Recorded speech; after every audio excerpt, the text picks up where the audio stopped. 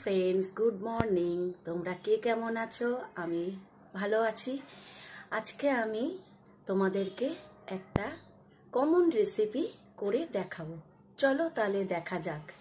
সবাই এই সবজিটার সাথে পরিচিত। এটা হচ্ছে অফ সিজনের বাঁধাকপি। তো বাঁধাকপিটাকে আমি কেটে ভালো করে সিদ্ধ করে নিয়েছি, আর এই স্ট্রেনারের সাহায্যে আমি তার এক্সট্রা জলটাকে বের করে নিয়েছি।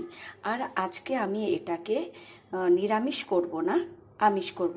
মানে আমি মাছের মাথা দিয়ে আমি এটাকে বানাবো। তো তার জন্য কি কি লাগবে চলো দেখা যাক। আমি নেব প্রথমে দুটো মাছের মাথা, আর এখানে আমি হাফ বাঁধাকপি নিয়েছি, যেহেতু আমরা দুজন মানুষ, আমার ছেলে খায় না।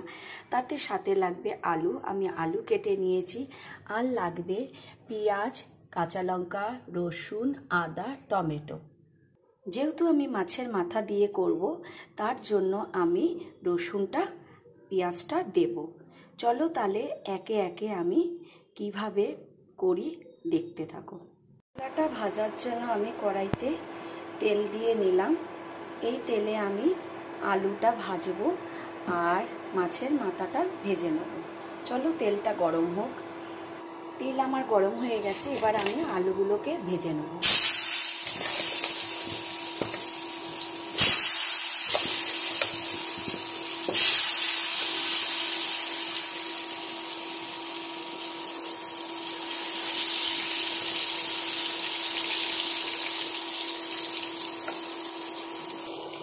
আলুটা আমি ভালো করে লাল লাল করে ভেজে নেব। এখনো আরেকটু হওয়া বাকি আছে। আমার আলুগুলো ভাজা হয়ে গেছে, এবার আমি তুলে নেব।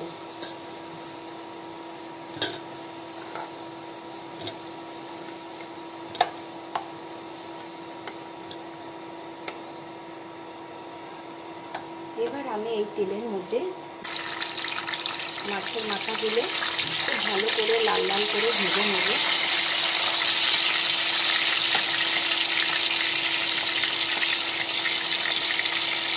মাছের মাথাটা আমার ভাজা হয়ে গেছে, এবার আমি মাছের মাথাটা তুলে নেব।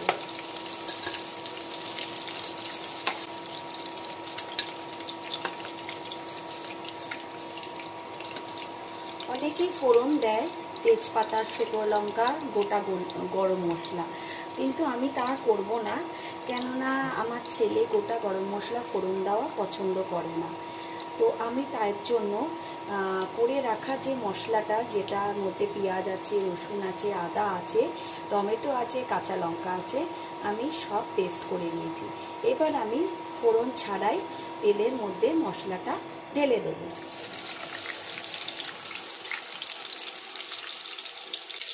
ভালো করে তেলের সাথে মিশিয়ে নেব।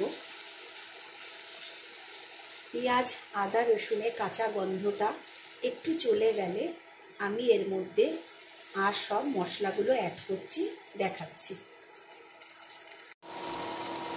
এবার আমি এর মধ্যে নুন, হলুদ অ্যাড করব।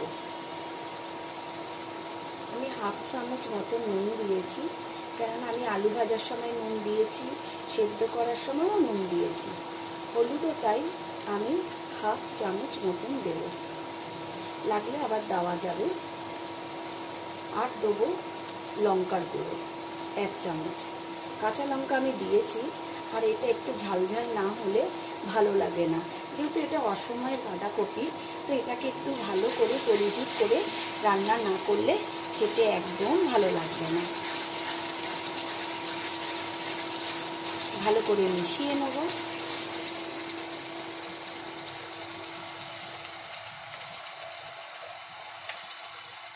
এরপরে দেব আমি 1 চামচ জিরের গুঁড়ো। আমার এটা ঘরে করে রাখা জিরের গুঁড়ো, তো আমি 1 চামচ জিরের গুঁড়ো দিলাম। এটাকেও আমি ভালো করে মশলাটাকে মিশিয়ে নেব। আমি প্রত্যেকবার ফোড়ন দিয়ে করি, তো আমার ছেলে খেতে চায় না, তো আজকে আমি এটাকে ফোড়ন ছাড়াই করব। তেজপাতা আর গোটা গরম মশলা আমি এই ফোড়ন থেকে স্কিপ করেছি, তোমরা চাইলে দিতে পারো, তাতে একটা আলাদা গন্ধ হয়। এরপরে যেটা আমি দেব সেটা হলো মিট মশলা। সবাই জানো মিট মশলা মাংসতে দেয়, যে কোনো তরকারিতে, তুমি আমিষ তরকারিতে যদি মিট মশলা দাও তার টেস্টটা অনেক সুন্দর হয়। যেহেতু আমি এখানে মাছের মাথা দিয়ে রান্না করব, তার জন্য আমি 1 চামচ মিট মশলা নিয়ে নিলাম। খুব ভালো করে প্রত্যেকটা মশলা আমি মিশিয়ে নেব, আর অনেকক্ষণ ধরে নিম আছে আমি এটাকে কষাবো।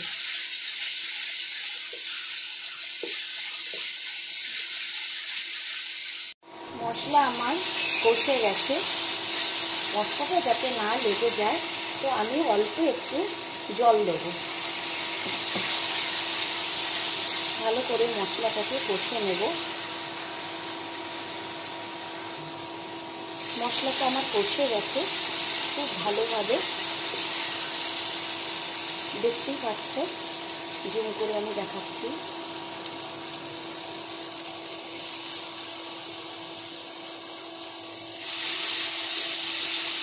এবার আমি প্রথমে আলুগুলো দিয়ে নেব। যেহেতু আমার বাঁধাকপিটা সেদ্ধ করা আছে তাই আমি ভেজে রাখা আলুগুলো দিয়ে দেবো।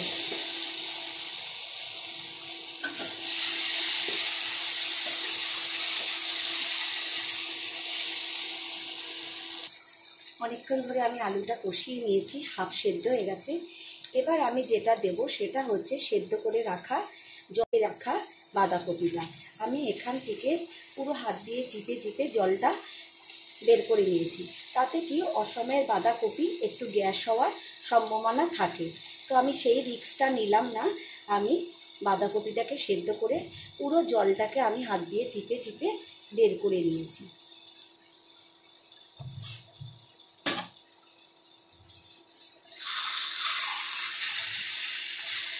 ভালো করে আমি এটার সাথে মিশিয়ে নেব।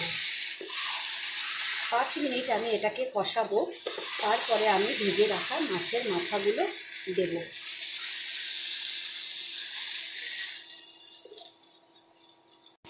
বাঁধাকপিটা আমার খুব ভালোভাবে কষানো হয়ে গেছে।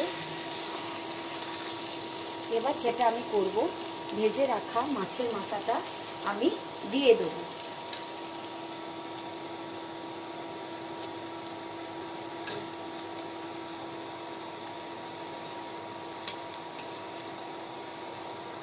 আর হালকা আমি একটু জল দেব।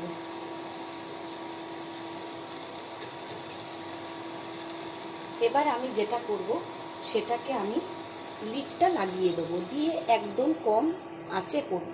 মাছের মাথাটা নরম হয়ে গেলে আমি এসে ওটাকে উল্টে দেব। এবার আমি মাছের মাথাগুলোকে এর সাথে মিশিয়ে নেব। খুব ভালো করে কষাতে হবে, নাহলে খেতে ভালো হবে না। আর মাছের মাথা চিংড়ি মাছ দিয়ে করলে এমনিতেই রান্না সুন্দর হয়।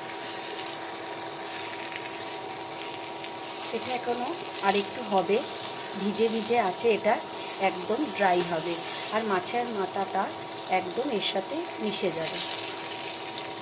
তোমরা চাইলে মিশিয়েও দিতে পারো, তোমরা চাইলে গোটাও রাখতে পারো, সেটা তোমাদের উপর ডিপেন্ড করে। একটা মাছের মাথা একটু ভেঙে দিলে তাতে টেস্ট হয়। আমি এখানে 4 টুকরো আছে, আমি 1 টুকরো কি 2 টুকরো আমি ভেঙে দেব। এবার আমি ঢাকনাটা দিয়ে দেব।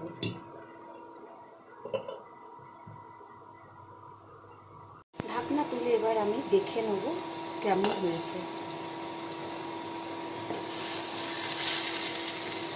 দেখো একদমই ভালো করে মিশে গেছে।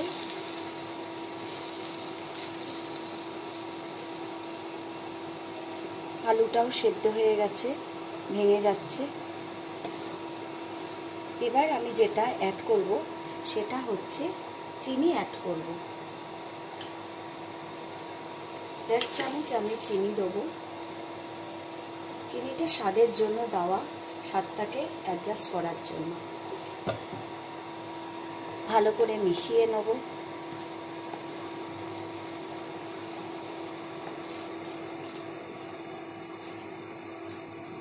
তোমরা চাইলে এতে গরম মশলা দিতে পারো, ঘিও দিতে পারো, আবার যাদের শ্যুট করে না তারা নাও দিতে পারো। আমি কেনা গরম মশলা কখনো দিই না, আমি ঘরের বানানো গরম মশলা আমি ইউজ করি। তো আমি এখন এটাকে আরেকটু ঢেকে দেবো 2-3 মিনিটের জন্য, চিনিটা গলা অবধি। বাঁধাকপিটা আমার হয়ে এসেছে, দেখো। এবার আমি এটার মধ্যে ঘরে করে রাখা একটু গরম মশলা দিয়ে দেবো। 1/2 চামচ গরম মশলা দিলাম। তার সাথে আমি নুনটাও দেখে নেবো, ঝাল নুন মিষ্টিটা ঠিক আছে কিনা। ভালো করে এটাকে মিশিয়ে নেবো।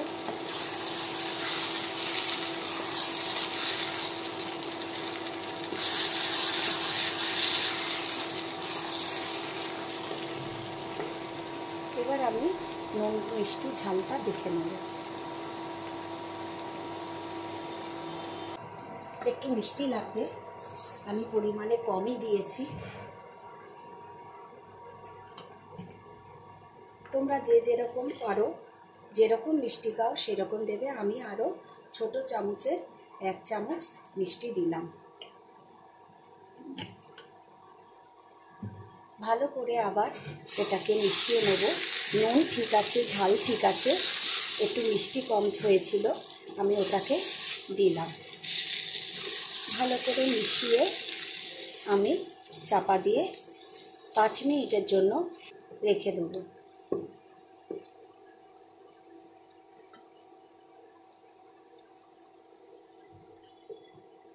গ্যাসটা আমি বন্ধ করে দেবো। চলো কেমন হয়েছে 5 মিনিট পর তোমাদেরকে এসে দেখাচ্ছি। দেখো আমার বাঁধাকপি রান্না টোটালি কমপ্লিট। এইভাবে এরকম হয়েছে দেখতে। এটা গরম ভাতের সাথে বা রুটি পরোটার সাথেও খেতে খুব ভালো লাগে। চলো, ভালো লাগলে লাইক করো, আর যদি কিছু বলার থাকে সেটাও কমেন্ট বক্সে বলতে পারো। সাবস্ক্রাইব তো কেউ করো না, সাবস্ক্রাইব করলে আমারও ভালো লাগবে, আমারও ইচ্ছা হবে আরও অনেক কিছু রান্না করে দেখানোর। অনেক কিছু জানি তো, ভালো লাগলে কমেন্টস করো, লাইক করো। চলো টাটা, সবাই ভালো থেকো।